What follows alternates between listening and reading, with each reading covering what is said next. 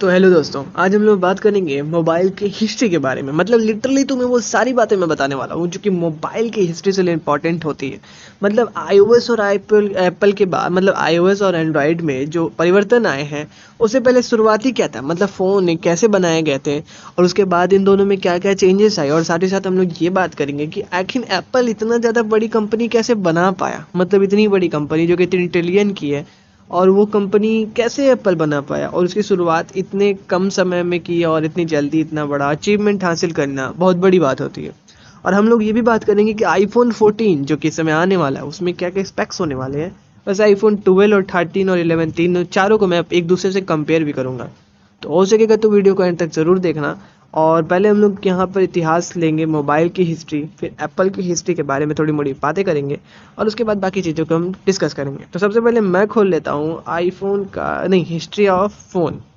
Apple phone का history हम देखेंगे, पहले मोबाइल का इतिहास हम लोग देख लेते हैं। तो अगर हम लोग मोबाइल के इतिहास में जाते हैं तो हमें पता चलता है कि मोबाइल का जो हिस्ट्री है, ये देखो, ये जनवरी 22 को पोस्ट किया गया था 2020 के अकॉर्डिंग। एक्चुअली में हम लोग इस समय 21वीं शताब्दी में जी रहे हैं, मतलब सदी में जी रहे हैं, शताब्दी या सदी बोल लो, उसमें हम लोग जी रहे हैं। इस समय खाने पीने के साथ साथ हमें मोबाइल की भी ज़रूरत होती है। ये ठीक लिखा है इन्होंने, मेरे को भी ज़रूरत पड़ती है भाई, खाते खाते फ़ोन देखने की आदत पड़ जाती है। और हम लोग फ़ोन के बिना 1 मिनट भी नहीं रह सकते, मतलब रह भी सकते हैं, ऐसा नहीं है, पर हाँ, नहीं भी रह सकते हैं, ये भी सही बात है। और बता दें कि दोस्तों के साथ साथ टाइम पास करने के अलावा हमारे पास फ़ोन में टाइम पास करने के लिए ज़्यादा समय होता है या ज़्यादा चीज़ें होती हैं, हम उसके साथ टाइम पास कर पाते हैं। अब बात कर लेते हैं, देखो ये सब चीज़ें नॉर्मली है, पर ये फ़ोन आखिर बना कैसे था, शुरुआत क्या थी भाई फ़ोन की, मतलब ये आपको अगर जानना है तो देखते हैं। देखिए, मोबाइल की जो शुरुआत बनने की थी वो करीब 3 अप्रैल 1973 में मोटरोला द्वारा की गई थी। मोटरोला कंपनी, जो कि मोटो नाम से जाना जाता है, उसने ही फर्स्ट फ़ोन बनाया था। और यही फ़ोन को बनाने वाले व्यक्ति का नाम मार्टिन कूपर था, और इन्होंने ही फ़ोन का इन्वेंशन किया था। और वहीं एक डॉक्टर जोएल एस थे जिन्होंने फ़ोन का फर्स्ट टाइम उठाए थे। और उस समय हम फ़ोन के बारे में नहीं जानते थे ज़्यादा चीज़ें, ये बहुत अलग आधुनिक, मतलब हमें लगता था देखने में, आज के समय में इससे भी आधुनिक आधुनिक फ़ोन है, पर उस समय के लिए ये बहुत ज़्यादा आधुनिक देखने में लगता था। इसलिए मतलब वो काफ़ी ज़्यादा अलग इन्वेंशन था। पुराने ज़माने में एक दूसरे से बात करने के लिए लेटर्स लिखे जाते थे, पर फ़ोन आने के बाद तो भाई फ़ोन से ही हेलो हाय बातचीत हो जाती थी। पर एक्चुअली में इसके आविष्कार से पहले बहुत सी परेशानियों को उठाया गया था, लोगों ने बहुत सी परेशानियों को उठाया भी था। पर मोबाइल फ़ोन का जब आविष्कार हो गया ना, तो इसका प्राइस आप सुनकर हड़क जाओगे, मतलब आप डर जाओगे कि इसका प्राइस क्या था। पर उसके पहले मैं बात कर लूँ कि फ़ोन में धीरे धीरे सारी चीज़ें आई थी। फिर गेम्स आए धीरे धीरे करके, ऑनलाइन चीज़ें आई, खाना मंगाना वगैरह तो अभी आना शुरू हुआ है, इंटरनेट आया, संदेश भेजना आया, और तारीख डेट वगैरह सेट करने का ऑप्शन आया। ये धीरे धीरे चीज़ें आई, एक साथ चीज़ें नहीं आई थी। असल में जो फ़ोन बनाया गया था ना, उससे बस लोग 30 मिनट तक बात कर पाते थे, और फ़ोन की साइज़ लगभग 1 फुट थी, और इसकी कीमत $4000 थी। अब इस टाइम $4000 की कीमत कुछ और है, उस टाइम कुछ और थी। पर हाँ, उस टाइम भी $4000 की कीमत लगभग इंडियन ही करेंसी में थी, क्योंकि उस टाइम भी डॉलर सेम ही था, ज़्यादा फ़र्क नहीं था, 2-3 रुपए का ही अंतर पड़ता था डॉलर में। 90s के अप्रॉक्स 1983 में ही शायद डॉलर 3 रुपए कुछ था। तो उस समय के हिसाब से मतलब ये $4000 लगभग इंडिया का कुछ 5-6 हज़ार रुपये होते होंगे। तो 5-6 हज़ार या 8 हज़ार रुपये होते होंगे, दुगने तो नहीं होते होंगे। आई थिंक 5-6, 6.5, 7 हज़ार रुपये होते होंगे। तो ये फ़ोन 30 मिनट तक की बात करने के लिए मतलब काबिल था, उससे ज़्यादा कोई उससे बात नहीं कर सकता था। पर धीरे धीरे तो अपग्रेड हो गया, और इस टाइम आपके हाथ में जो फ़ोन है वीडियो देखने के लिए, वो बहुत ज़्यादा अपग्रेड होगा। इतने बड़े साइज़ के फ़ोन के बावजूद भी इसमें ज़्यादा पोर्टेबल टेक्नोलॉजी इसे माना जाता था, और इसे सच में ही बहुत बड़ा था, और ये इंसानों के लिए बहुत बड़ी क्रांति थी, क्योंकि वही चीज़ वायरलेसली बात करना ये उस टाइम के लिए इम्पॉसिबल था। जैसे आज के टाइम में ना हम लोग टेलीपोर्ट के बारे में बात करते हैं, टेलीपोर्शन के बारे में, कोई टेलीपोर्ट हो जाएगा, तो वो चीज़ हमारे लिए थोड़ा सा यूनिक है। पर हाँ, जब ये चीज़ पॉसिबल होगा ना, तो वो देखने में अलग फीलिंग देगा आपको। तो इसलिए आज के टाइम में, वो उस टाइम में ये पॉसिबल नहीं था, आज के टाइम में ये पॉसिबल नहीं है। तो फ्यूचर में कोई चीज़ें बदलती है, तो उसमें से ये भी था। बात कर ले 1983 से लेकर 1990 के बीच दुनिया में पहला पोर्टेबल मोबाइल फ़ोन इन्वेंट किया गया था, और ये मोटोरोला ने किया था। 2 वर्षों के बाद मोबाइल फ़ोन में कॉल किया गया था यूके के धरती में धरती है यूके, ये यूके की धरती में फ़ोन कॉल किया गया था और ये वोडाफोन कंपनी के सिम वगैरह द्वारा किया गया था। 1991 से 94 के बीच जीएसएम का सबसे बड़ा लॉन्च हुआ था, जिसमें यूरोप में सन 1991 में लॉन्च किया गया था इसको, जिसमें TPU 900 के साथ मार्केट में एक उतरा था, पहली बार उतारा गया था मोबाइल फ़ोन था। वो केवल बिजनेसमैन लोगों के लिए द्वारा इस्तेमाल किया जाने वाला फ़ोन था। और इस मतलब इसकी जब आई ना चीज़ आई तो इस मतलब लहर आई तो इससे क्या हुआ कि उसकी कीमत में बहुत ज़्यादा गिरावट देखी जाने लगी। और उसके बाद धीरे धीरे करके थोड़ा थोड़ा बढ़ते बढ़ते सबसे पहला फ़ायदा उठाया वही नोकिया ने 1011 को उसी वर्ष लॉन्च करके, जो कि नोकिया का 3310 बहुत ज़्यादा चला था, पर ये भी फ़ोन नोकिया का फर्स्ट फ़ोन था जो कि बहुत ज़्यादा चला था। वहीं 1995 से लेकर 1998 तक ऑफर वगैरह ऐसे ही चलते रहे, सब फ़ोन ऐसे लॉन्च होता रहा, कोई कंपनी मतलब मेनली कोई फ़ोन ऐसे लॉन्च नहीं कर रही थी। नोकिया ने काफ़ी ज़्यादा अलग अलग फ़ोन को लॉन्च किया था और एक्चुअली में नोकिया के फ़ोन उसके बाद ही बहुत ज़्यादा पॉपुलर भी हुए थे। 2002 तक बहुत सारे नोकिया के फ़ोन लॉन्च कर दिए गए थे, जिसमें से 7110 नोकिया ने पहली डिज़ाइन लॉन्च की थी, जो कि काफ़ी पॉपुलर हुई थी। और भी कई सारी इन्फॉर्मेशन नोकिया मतलब इंफॉर्मेटिव किया था, अपने फ़ोन को एक्सेस किया था, बहुत अच्छे तरीके से डिज़ाइन किया था। और उसके बाद मतलब कई सारी कंपनियां इस दौर में उतर गई, पर उस समय नोकिया इन सबको लीड करती थी। फिर धीरे धीरे मेमोरी कार्ड आया, कैमरा आया, कॉलिंग आई, वीडियो आई और भी कई चीज़ों को, रिंगटोन वगैरह को ऐड किया गया। फिर आया एक नया क्रांति जिसको कहते हैं हम लोग 3G। हालांकि आज के टाइम में 5G आने वाला है, 4G आ चुका है, 4G चल भी रहा है। इंटरनेट स्पीड आप जानते हो 4G की कैसी है, मेरे को बताने की ज़रूरत नहीं है, पर जो भी है भाई ज़रूरी है, इंटरनेट स्पीड रहनी चाहिए, उतनी भी बहुत है यार, कहीं कहीं तो उतनी भी नहीं मिलती है।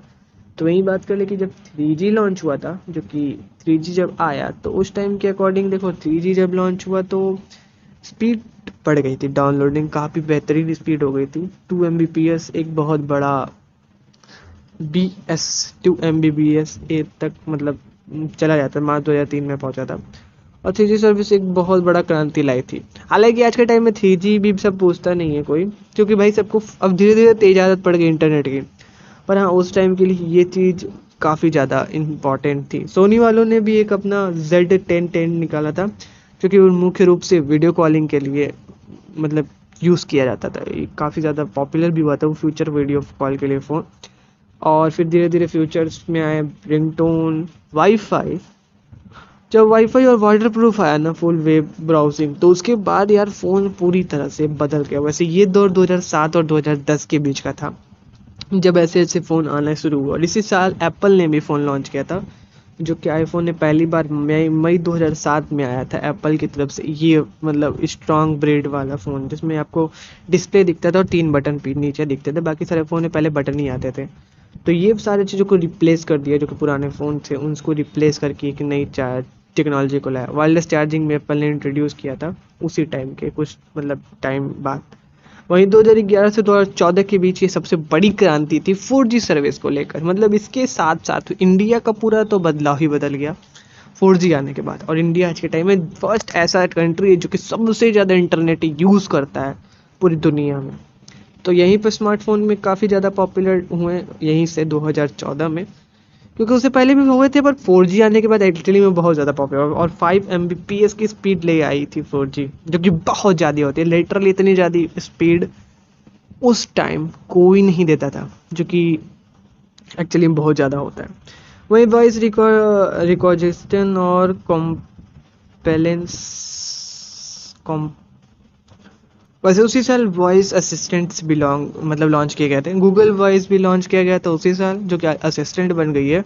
और एप्पल की सीरी भी का मतलब लॉन्च किया गया था मार्केट में।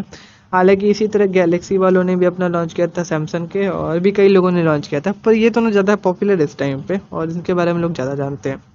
किटोना भी शायद उसकी थी, इन लोगों की भाई विंडोज़ वालों की किटोना थी, किसकी वीडियो किटोना भी थी, वो भी बहुत पॉपुलर थी।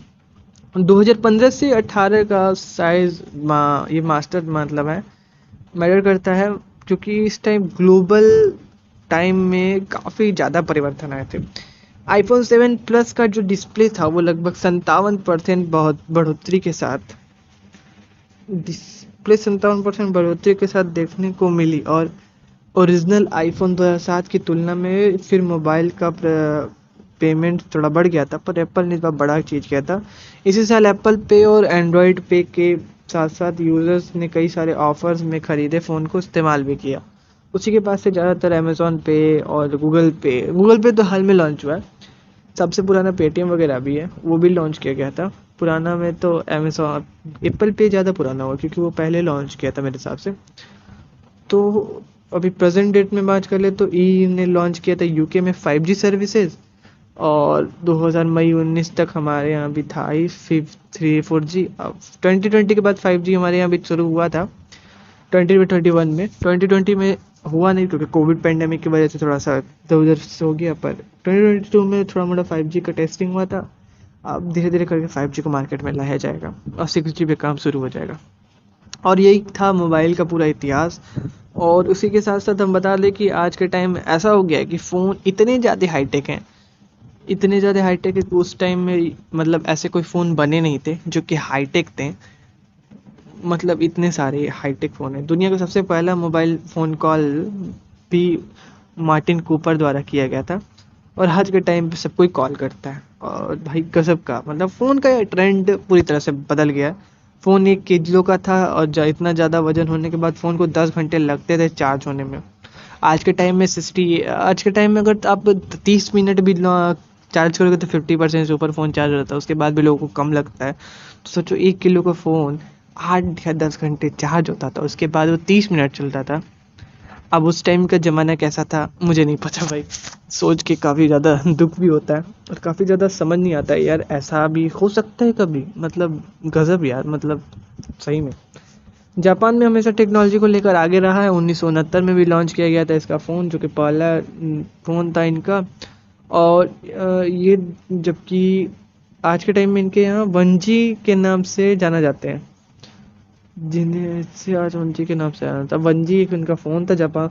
1G फिर बाद में पश्चिमी देशों में पहुंच गई और उसके बाद इसे यूके, नॉर्थ अमेरिका वगैरह में बहुत ज़्यादा पड़ा। दुनिया का सबसे बड़ी मोबाइल फ़ोन सेल करने पर मोटरोला डायना SC 8000X करीब 4000। भाई इतने की तो आज फ़ोन मिलते हैं, अफ्रो मिलते हैं आईफोन में मिलते हैं भाई, इतने महंगे तो आईफोन आते हैं। और भी चीज़ें 1991 GSM ने किया था 2G डॉलर नेटवर्क। ये सब चीज़ें तो नॉर्मली आज के टाइम के लिए सब चीज़ें पढ़ने लायक नहीं है, पर हाँ भाई पहला फ़ोन का इतिहास कुछ ऐसा ही था। मतलब जो कि बहुत मतलब एक जगह दे तो एक बहुत पुराने समय से लेकर इतनी परिवर्तन हुई 1999 में, 97 में, 96 में कई सारी चीज़ें नहीं थी फ़ोन में। LED स्क्रीन भी बदला गया था 96 में, फिर 97 में कुछ चीज़ें लॉन्च की गई। फिर कई सारे एक्सपेरिमेंट भी किए गए थे, फिर जाके 98 में कुछ परिवर्तन किया गया, और तब जाके फिर 99 में एक फ़ोन लॉन्च किया गया नोकिया की तरफ से। धीरे धीरे करके परिवर्तन हुआ, फ़ोन बदला, समय बदला और चीज़ें बढ़ती चली गई। आज के टाइम में फ़ोन की टेक्नोलॉजी बहुत अलग है। आने वाले टाइम में हमें हो सकता है फ़ोन भी रिप्लेस करना पड़े, हमारे हाथ में कुछ ऐसी चीज़ें लग जाए जिससे हम बात कर सकते हैं। हालांकि इस पे वीडियो मैंने बनाई है, पर छोड़ो उसकी बातें बाद में करेंगे। पर जो कहो भाई, आईफोन ने एक जब लॉन्च किया अपना फ़ोन, तो भाई वो एक अलग ही लेवल का फ़ोन था। मतलब उस साल का फर्स्ट आईफोन ने अपना लॉन्च किया था, और दुनिया में एंड्रॉयड भी रिलीज़ हो गया था 2008 में। माइक्रोसॉफ्ट ने भी अपना फ़ोन लॉन्च किया था। 2009 में व्हाट्सएप लॉन्च हो गया। को फाउंडर जॉन को कॉम ने आइडिया मैसेजिंग ऐप को मिलाकर मूवी नाइट के दौरान अपने दोस्तों से घर में, अच्छा ये व्हाट्सएप की शुरुआत हुई थी उस टाइम। उसकी स्पीड में करीब 3G 5G की तुलना में किया जाता था। और आईफोन 4 का एक काफ़ी दिक्कत हुई थी आईफोन फ़ोन को लॉन्च होने में। और इसके बाद आईफोन 5 नहीं बिका था शायद। आईफोन 5 उतना ज़्यादा पॉपुलर नहीं था। 6 आईफोन का करीब बहुत ज़्यादा बिका था। वैसे 5 के यूनिट्स करीब 5 मिलियन यूनिट्स बिके थे पहले वीकेंड में की गई थी बिक्री। और आईफोन 6s की बिक्री एक्चुअली में बहुत ज़्यादा हुई थी, और इसमें ये चीज़ लिखा होगा जो कि 16 में आई थिंक लॉन्च हुए थे या 15 में, क्योंकि उस साल ही आईफोन की बिक्री, हाँ ये आईफोन 6s की मध्य बिक्री होल्डिंग 3.8% थी पूरी दुनिया भर में। तो ये सोच सकते हो 3.8% सिर्फ आईफोन 6s की बिक्री थी पूरी दुनिया भर में, जो कि बहुत बड़ा नंबर होता है भाई। ये मतलब ये समझ लो सारे फ़ोन मिल के उतना नहीं बेच पाए जितना आईफोन 6s बिका था कुछ टाइम में पूरी दुनिया भर में। तो ये एक मतलब वो 38% चीज़ों को होल्ड कर रहा है पूरी दुनिया के 100%। मतलब उसमें कितनी सारी ब्रांड थी, मान लेते 50 ब्रांड भी होगी तो 50 में से सिर्फ आईफोन का ही 38% है, और बाकी ब्रांड 10 20 15 5 10 3 2 ऐसे परसेंटेज निकालो। तो आईफोन बहुत ज़्यादा उस टाइम परसेंटेज को होल्ड करके चुका था, और हमारी उम्मीद से ज़्यादा मोबाइल फ़ोन का इतिहास अच्छा था। आज के टाइम में मान लेते हैं कि थोड़ा सा बिगड़ गया है। हाँ, नेटवर्क इशू की वजह से अभी भी नेटवर्क मान लो ठीक है, पर थोड़ा मोड़ा कभी कभार डिस्टर्बेंस होता है। पर अगर हम उस टाइप की तुलना के अकॉर्डिंग करेंगे यार, तुलना कर लेंगे तो भाई साहब इस टाइम का इतिहास फ़ोन का बहुत अच्छा है। मतलब लिटरली बहुत अच्छा है। ट्विटर, सोशल मीडिया और ये सब फेसबुक वगैरह की वजह से दिन भर लोग यूट्यूब ही देखते हैं। आई थिंक आप भी वीडियो यूट्यूब पे ही देख रहे हो। तो यूट्यूब भी एक टाइम पे आने के बाद काफ़ी ज़्यादा परिवर्तन किया, और यहाँ से भी इंटरनेट काफ़ी ज़्यादा यूज़ होना शुरू हो गया, और काफ़ी ठीक हो गया। फ़ोन को धीरे धीरे बड़ा भी किया गया, छोटा भी हो गया फ़ोन। कई सारी चीज़ों पर परिवर्तन किए गए। अब हम लोग यहाँ पर बात करते हैं एप्पल के इतिहास के बारे में, क्योंकि ये ज़रूरी पॉइंट है। हम इसे कवर करेंगे तभी हम समझ पाएंगे कि एप्पल की बाकी चीज़ों में क्या क्या परिवर्तन किया गया था। तो आइए देखते हैं एप्पल का इतिहास। एप्पल के हिसाब से भारतीय समय के मुताबिक 10 बजे रात के करीब 10 बजे आईफोन 5s और आईफोन 5C नाम के दो फ़ोनों को लॉन्च किया गया था। इन दोनों फ़ोन को बनाया गया था, और इसको लॉन्च करने के बाद भारतीय बाज़ारों में काफ़ी ज़्यादा ये लोकप्रिय हुए थे फ़ोन। मतलब उस टाइम ये फ़ोन भारतीय बाज़ार में बहुत ज़्यादा लोकप्रिय हुए थे। बस इससे पहले हम लोग ये बात कर लेते हैं कि आईफोन के मतलब शुरुआत कब हुई, या आईफोन बनाया किसने, ये चीज़ें हम आपको बता देते हैं सबसे पहले। असल में स्टीव जॉब नाम के एक व्यक्ति थे, जो कि अमेरिका ही में रहने वाले थे। अमेरिकन थे कि नहीं ये पता नहीं। ये सीईओ थे एप्पल के, और इन्होंने फर्स्ट आईफोन का आविष्कार किया था। हालांकि स्टीव जॉब ने खुद नहीं बनाया था, पर इनका सारा ही चीज़ था। मतलब आईफोन को इतने लेवल तक पहुंचाने में उनका सबसे बड़ा योगदान है, आप एक तरह से ये मान लो। क्योंकि वो व्यक्ति न रहते तो आईफोन आज इतने जगह पे नहीं रहता। हालांकि जब एप्पल की शुरुआत हुई थी ना, तो एप्पल की शुरुआत में वो टैबलेट पीसी, मतलब एक टैबलेट पीसी था, बनाता था, उपकरण वाला बना कंपनी थी। फिर क्या हुआ ना कि वो टैबलेट पीसी निर्माण करने वाला कंपनी, तो वर्चुअल कीबोर्ड भी वो बनाना जोड़ा गया था उसमें। तो स्टीव जॉब्स ने दिखाया गया था कि स्टीव जॉब्स ने जब इस फीचर को देखा तो उनके कल जो उनका दिमाग था, कल्पना में ख्याल आया कि एक ऐसा वर्चुअल कीबोर्ड बनाया जाए जो जा सकता है, जो फ़ोन की भी तकनीकी में इस्तेमाल किया जा सकता है। एक ऐसा कीबोर्ड बनाया जाए। तो फिर जब स्टीव जॉब्स ने अपनी कंपनी में विचार रखा, उसका महत्व हुआ, फिर एक स्वदेशी करते करते इतने कल्पनाओं को संकल्प करने के बाद स्टीव जॉब्स ने आईफोन के मूल के प्रोजेक्ट को टॉप सीक्रेट रखा गया था। मतलब बताया नहीं गया था, क्योंकि हो सकता था ये बताने के बाद कोई उससे चुरा लेता। फिर आईफोन ने काफ़ी करीबियों से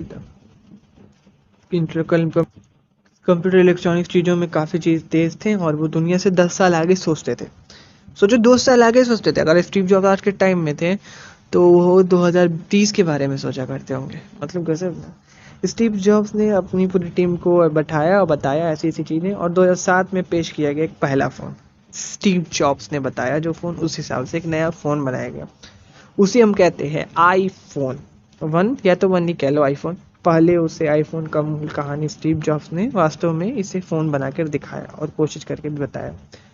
तो उस फ़ोन को जब लॉन्च किया गया ना, उससे पहले की कई सारी मुश्किलें आई। फ़ोन को और पतला किया गया, फ़ोन को और मतलब छोटा किया गया। मल्टी टच कंट्रोलर का फ़ोन था वो, और ऐप्स का भी चयन करने के बाद उनका उपयोग किया गया, स्क्रीन उपयोग, मतलब काफ़ी ज़्यादा उस पर परीक्षण करने के बाद ही लॉन्च किया गया। ऐसा नहीं कि भाई फ़ोन बना और फट से मार्केट में उतार दो, नहीं। स्टीव जॉब्स ने उस पर बहुत ज़्यादा मेहनत की, काफ़ी परीक्षण किया, तब जाके वो फ़ोन को मार्केट में उतारा। फिर उसके बाद जब उन्होंने मार्केट में उतारा ना, तो एप्पल ने अपने पहले आईफोन में बहुत से चेंजेस किए थे, पर वो सक्सेस नहीं हुए। धीरे धीरे करके हालांकि उसने बेहतर किया, अपने सॉफ्टवेयर को ऐड ऑन किया, बेहतर बनाया, डिज़ाइन बेहतर बनाया, और फिर जाके सफलतापूर्वक प्रतिबंधित करके एक पहला स्मार्टफोन बनाया था। मतलब फर्स्ट स्मार्टफोन बनाने के बाद भी ये सब चीज़ें हुई थी, पर वो लॉन्च नहीं किया गया था। जब एप्पल लॉन्च होता है तो 9:41 मतलब 9:41 पर लॉन्च होता है। उसमें दिखता है समय, इसी समय स्टीव जॉब्स ने वो किया था, मतलब अपना वो दिया था, मतलब पेश किया था। फर्स्ट टाइम आईफोन सबके सामने लाए थे स्टीव जॉब्स।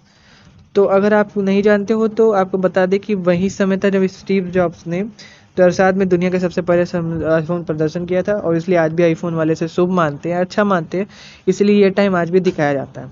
नेटवर्क प्रोवाइडर को नहीं था नाम दिखाने का अधिकार, तो इसलिए जब पहला आईफोन पूरी तरह से तैयार हो गया तो एप्पल कंपनी ने एक शर्त रखी कि शर्त में आईफोन नेटवर्क प्रोवाइडर कुछ भी हो, आईफोन की स्क्रीन पर अपना नाम नहीं दिखा सकता, सिर्फ एप्पल का लोगो ही स्क्रीन पर दिखाना चाहिए। एप्पल का ये डिमांड था। आईफोन डेटा मार्केट विवाद भी हुआ था, जिसमें अगर आईफोन में एप्पल अपनी कंपनी का आईफोन का नाम रखने पर अधिकार नहीं था, क्योंकि आईफोन का ट्रेडमार्क किसी और के पास था। एप्पल द्वारा पहला स्मार्टफोन पेश करने के ठीक किसी को कंपनी ने आईफोन का ट्रेडमार्क लेकर स्टीव जॉब से मुकदमा करवा दिया, फिर वो बहुत ज़्यादा लफड़ी हुआ। फिर हाँ, इसको 2010 में सॉर्ट आउट भी किया गया था। आईफोन के लिए प्रोसेसर का जो निर्माण किया था वो सैमसंग वालों ने किया था। मतलब सोच रहे हो, एप्पल वाले इतने चालाक है कि उन्होंने सैमसंग वालों से प्रोसेसर बनाया और उसके बाद कहते हैं कि हमें कोई काम है, हम इसलिए बनवा रहे हैं। और वो प्रोसेसर के पास मार्केट में कमी, एप्पल के मतलब आईफोन का प्रोसेसर था जो सैमसंग वालों ने बनाया, सैमसंग वालों के पास प्रोसेसर की कमी पड़ गई और एप्पल वालों ने सारा प्रोसेसर ले लिया। मतलब ये ऐसा खेलता है कि 1.5 साल तक तुम फ़ोन ही नहीं बना सकते, साला मार्केट का प्रोसेसर ही गायब करा दिया इन लोगों ने। यह तो आप जानते हैं कि जो आज के समय मोबाइल का सिर्फ लेकर जो 2 टॉप कंपनियां हैं, तो उनमें से सैमसंग और दूसरी कंपनी एप्पल है। शुरुआती में इन दोनों कंपनियों को लेकर झगड़े वगैरह ये सब चीज़ नॉर्मल थी, ज़बरदस्त थी, मतलब आपस में कंपटीशन भी बहुत ज़्यादा थे। पर क्या हुआ ना कि 2007 में पहली बार आईफोन, ये वही बता रहा है मैंने जो बताया तुम्हें। 2015 में कंपनी को सबसे सफल साल बताया जाता है। 2015 का वो साल सबसे सफल साल है कंपनी के लिए। मतलब उस टाइम आईफोन का 231 मिलियन यानी कि 23.1 करोड़ आईफोन की बिक्री हुई थी। सोचो 23.1 करोड़ फ़ोन बिका था। एक्चुअली भाई साहब कितना फ़ोन बिका था भाई गॉड। जानकारों के माना जाए तो एप्पल का 2021 में जो कंपनी का रिकॉर्ड 240 से 250 मिलियन आईफोन बेच सकती है और एक नया रिकॉर्ड होगा। वैसे ये रिकॉर्ड सेट भी हो गया होगा, ये पुराना पोस्ट है इसलिए पता नहीं चलता है। सीरी ऐप में आईफोन में डिजिटल पर्सनल असिस्टेंट का काम करती है। सीरी को भी इंट्रोड्यूस किया गया था 2010 के बाद, और ये आज भी आईफोन वालों के लिए बहुत ज़्यादा इंपॉर्टेंट है। सीरी के पास वो सारी कमांड हैं जो कि iOS ने उसे दी है। मतलब आप सीरी को ये नहीं कि यार इसी की कमांड नहीं देते, नहीं, सीरी के पास वो सारे कमांड रहेंगे जो कि ज़रूरी हैं। और सीरी एक्चुअली मदद भी करती है, क्योंकि कभी कभी ऐसा होता है कि कोई मरने की हालत में रहता है तो सीरी तुरंत एम्बुलेंस को कॉल कर देती है। अगर उसे ऐसा लगता है तो वो तुरंत मैसेज कर देती है और लोग वहाँ पहुँच जाते हैं सेफ्टी करने के लिए। तो ये चीज़ सीरी को अलग बनाती है हम बाकी कंपनियों से। अब मुझे नहीं लगता और चीज़ें मुझे बतानी चाहिए। सीरी एप्पल का वह वायरलेस चीज़ है जो कि मतलब असिस्टेंट है, ये मैंने आपको बता दिया। मतलब वो काफ़ी ज़्यादा मिच्योर है, उसे ऐसे बनाया गया है, वो काफ़ी ज़्यादा दिमाग वाली है और उसके पास हर चीज़ है। मतलब तुम्हें कोई क्वेश्चन होगा वो सीरी तुम्हें इम्पोर्टेंट बता देगी। ऐसा कुछ नहीं कि तुम्हें वो नहीं बताएगी, और सीरी तुमको हर वो क्वेश्चन का आंसर दे सकती है। तो ये चीज़ सीरी की बहुत अलग है। वैसे ब्राज़ील में बता दें कि आईफोन को दुगने दाम पे बेचा जाता है। ऐसे एक बात बताना, इंडिया में भी आईफोन को दुगने दाम पे ही बेचा जाता है, पर एक्चुअली में इंडियन करेंसी और फॉरेन की करेंसी जो कि यूएसए की है उसमें फ़र्क नहीं है। एक्चुअली में यूएसए की करेंसी डॉलर्स में है और इंडिया में डॉलर का प्राइस हमेशा बढ़ता घटता रहता है। तो इस वजह से ऐसा दुगने दाम पे बेचने वाली बात नहीं है। पर हाँ, तब भी इंडिया में थोड़े आईफोन के दाम हाई पे रहते हैं। और अभी तो भाई 14 का तुम दाम सुन लोगे तो हड़क जाओगे, बहुत मैं आगे बताऊंगा। आप सभी जानते हो कि आईफोन बहुत ज़्यादा महंगे दामों पे आता है और उपलब्ध होता है, पर आईफोन का दुगना दाम होने के पीछे का राज क्या है? अगर ब्राज़ील की तुलना में पूरी दुनिया में अन्य ब्राज़ील देशों में आईफोन का जो लगभग मोबाइल है वो दुगने दाम पे बेचा जाता है ब्राज़ील के अंदर। इसके पीछे कारण ये है कि ब्राज़ील में भारत के सरकारों के उपकरणों के उच्च कर लगती है, मतलब उच्च कर लगाता है। जिसे कह सकते हो इम्पोर्ट ड्यूटी जो होती है वो हाई टैक्सेस पे होती है, जिसकी वजह से ही वहाँ की कीमत बढ़ जाती है।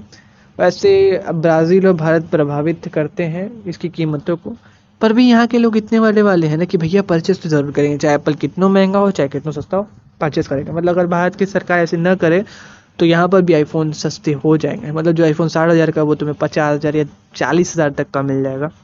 पर ये सरकार ठीक नहीं करती इतनी कस्टम लगा के, पर ज़रूरी है क्योंकि वो ड्यूटी नहीं लगाएगी, सरकार को टैक्सेस नहीं मिलेंगे, वरना ये फ़ोन वाली कंपनियां भारत में आती जाएंगी और भारत को एक दिन ख़त्म कर देंगे। अब भारत के पास तो खुद का कंपनी भी नहीं है यार, माइक्रोसॉफ्ट वालों की क्या बदनामी हुई, छोड़ो मैं उसके बारे में नहीं बात करूँगा। पर आईफोन ने बिजली की बचत भी करता है। अब ये कंपनी का दावा है, मेरा दावा नहीं है। ऐसे तो मैं बता दूं कि 2 यूनिट खर्च आती है और 1 यूनिट अगर 5 रुपये भी लोगे ना तो 10 रुपये का खर्च आएगा। अब ये चीज़ कंपनी कहती है क्योंकि 0.005 किलोवाट हार्ट का ये बिजली लेता है। अब ये चीज़ एक तुलना में तो ठीक है भाई, क्योंकि इतना भी खर्च कर नहीं रही है पावर। सिर्फ फ़ोन चार्जर कितना पावर खर्च करता होगा मुझे नहीं पता, बट हाँ हो सकता है कि मतलब खर्च करता नहीं हो। वैसे मैं तुम्हें बता दूं कि आईफोन का पहला प्रोटोटाइप जो था वो आविष्कार 1983 में किया गया था।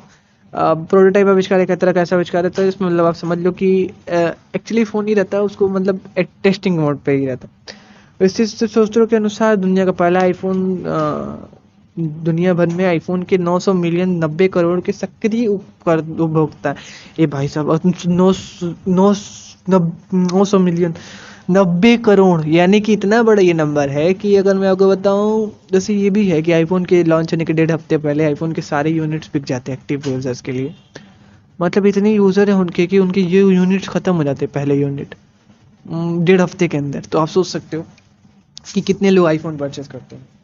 अब इसका कोई डेटा तो नहीं है, पर हाँ ये डेटा यहाँ शो कर रहा है तो कोई वजह से ही कर रहा है, बट हाँ हो सकता है। मतलब भाई जो कोई एक्टिव यूज़र है मैं ये भी जानता हूँ, क्योंकि उसमें से जो 59% या कितने परसेंट लोग होते हैं वो बेच के ही फ़ोन नया लेते हैं। तो हो सकता है ये चीज़। आईफोन उपयोगकर्ताओं के प्रति मिनट में औसतन 51 ऐप डाउनलोड करते हैं, यानी प्रति वर्ष में 21,000 10,000 लाख 10 लाख करोड़ 26 करोड़ 8 लाख 5,600 ऐप डाउनलोड किए जाते हैं। वाह माय गॉड, इतने सारे ऐप। स्मार्टफोन उपयोगकर्ताओं में विश्व यूपी में मुनाफे में 94% अकेले एप्पल को जाता है। वाह यार, 38% तो 6S के टाइम जा रहा था और अब 94%। भाई गजब कमाती है कंपनी। आईफोन का उपयोग किए जाने वाला सबसे ज़्यादा ऐप लोकप्रिय फेसबुक है। ये फेसबुक मेरे हिसाब से एंड्रॉयड भी बहुत ज़्यादा यूज़ होता है, पर नहीं यार हो सकता है आईफोन में ज़्यादा होता है, पर यहाँ फेसबुक हमारे यहाँ तो यूज़ ही होता होगा एंड्रॉयड वालों के। तुम मुझे तो एक कमेंट करके बताना। आईफोन 6 और 6 प्लस लॉन्च होने के बाद 50 डिवाइस प्रति सेकंड बेचने का इन्होंने रिकॉर्ड बनाया था।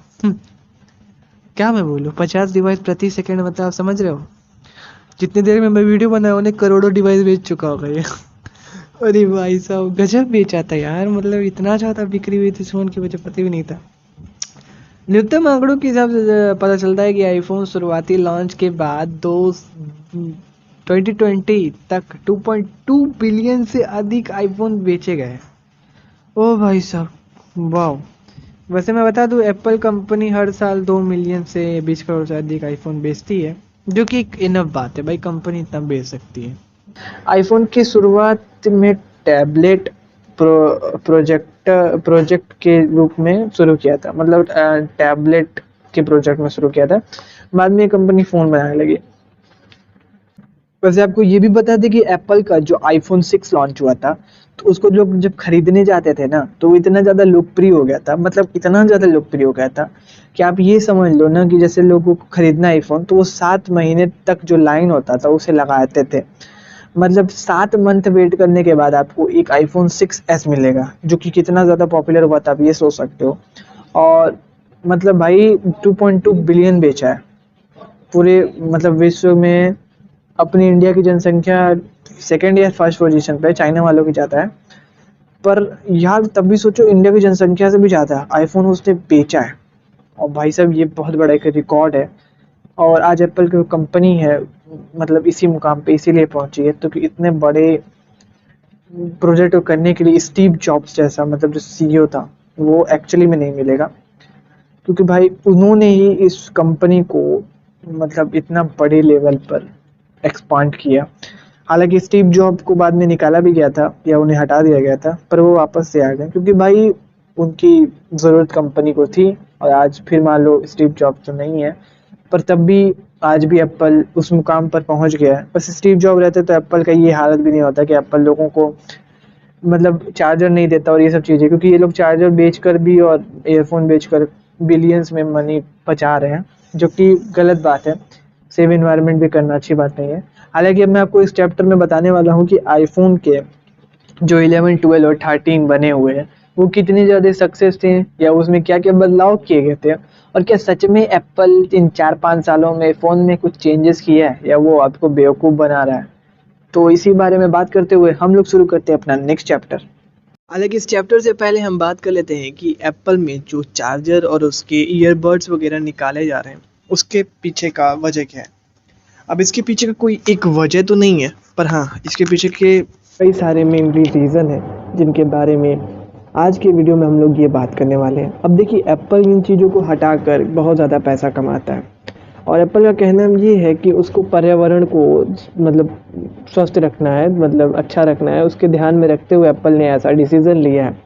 वैसे ये डिसीज़न ठीक तो नहीं है, क्योंकि अगर ये एप्पल ईयरबड या कह लो या उसका ईयरफोन कह लो, और उसके साथ साथ अगर चार्जर निकाल देता है तो एप्पल अपने डब्बे को 70% से भी ज़्यादा छोटा कर देता है। जिसकी वजह से अगर एक बॉक्स के अंदर पहले 10 डब्बे आते थे तो आज उस बॉक्स के अंदर 25-30 डब्बे आते हैं। मतलब कम स्पेस में ज़्यादा फ़ोन को वो बेच पा रहा है, और ये उसका एक काफ़ी ज़्यादा बेनिफिट वाला काम होगा। और एप्पल इसको ही करते करते एप्पल 6.5 बिलियन से ज़्यादा पैसे कमाया था 2019 या 20 के अंदर। अभी कितना कमाया इसका कोई एक्चुअल वो नहीं पता चला है, पर हाँ एप्पल अधिक से ज़्यादा ही कमाता है। आपको ये बता दें कि एप्पल के जो डब्बे होते हैं, मतलब जो कैलिफोर्निया, मेड इन कैलिफोर्निया लिखा होता है, एक्चुअली में उस भी चाइना ही बनता है, बट उसको मतलब जैसे मान लो कि एप्पल का जो डब्बा है वो पतला कर दिया गया, तो उससे क्या हुआ कि आईफोन 11 को मिलते थे चार्जर, 12 के बाद से सारे फ़ोन में जो डब्बे थे उसको छोटे करते गए। हालांकि अब शायद 11 में भी अब डब्बे आपको छोटे मिलेंगे, मतलब पतले मिलेंगे, क्योंकि एप्पल उसमें प्लास्टिक जो यूज़ होता है वो नहीं देना चाहता है। अब ये एप्पल का कहना है, पता नहीं कि एप्पल ये कर पाएगा कि नहीं, और एप्पल बहुत ज़्यादा पैसे से बचा भी पा रहा है। इसको देखा देखी बाकी कंपनियां भी सामने आई हैं जो कि अपने चार्जर और ईयरफोन हटा रही हैं, क्योंकि जाहिर सी बात है इतना कमाई करनी है तो कुछ तो करना पड़ेगा ना। तो इस वजह से सारी कंपनियां भी हट रही हैं। वैसे बता दें कि बॉक्स में जो अब मिलेगा, जैसे अब तो मान लो आपको पता है कि चार्जर नहीं मिलता है, आने वाले टाइम में क्या एप्पल का फ़ोन भी नहीं मिलेगा, किसी बॉक्स मिलेगी। तो ये चीज़ थोड़ा सा सुनने में अजीब लगता है। ऐसा नहीं है, एप्पल का फ़ोन मिलेगा, पर ऐसा है ना कि देखो वो बैक कवर वगैरह जो देता है तो था ही नहीं, बात की बात है। तो अब क्या हो गया है ना, एप्पल थोड़ा सा अपने आप को मॉडिफाई करने की ट्राई कर रहा है ताकि वो थोड़ा बेस्ट कर सके।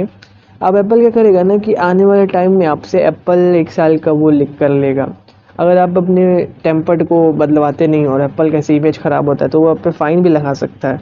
तो ये बड़ा सुनने में अजीब बात लगती है। हालांकि ये नियम अभी तक यहाँ लागू तो नहीं हुआ है इंडिया के अंदर, बाकी अदर कंट्रीज़ में है, पर इंडिया में ऐसा कोई नियम लागू नहीं हुआ। हो सके लागू हो जाए तो भाई जिनके टूटे उटे होते हैं उनको बहुत दिक्कत होगा। पर अभी बात कर लेते हैं हम लोग आज की वीडियो में 4 चैप्टर में मैं डिवाइड कर रहा हूँ। अब इस 4 चैप्टर में हम लोग बात करेंगे ना एप्पल के फ़ोन्स के बारे में। मतलब एप्पल 11 बना, आईफोन 12 बना, आईफोन 13 बना, और हाल ही में आईफोन 14 लॉन्च होने वाला है। अभी क्या एप्पल चेंजेस किया है, पहले हम लोग एक एक करके सारे स्पेक्स जानेंगे, और ये जानेंगे कि एप्पल 11 में क्या था, 12 में क्या है, 13 में क्या है, 14 में क्या है। वैसे 14 का कंफर्म नहीं है, ये तो ऐसे मतलब दिमाग से है कि भाई हो सकता है ये आएगा, एक तरह से मतलब समझ लो कि प्रिडिक्शन है।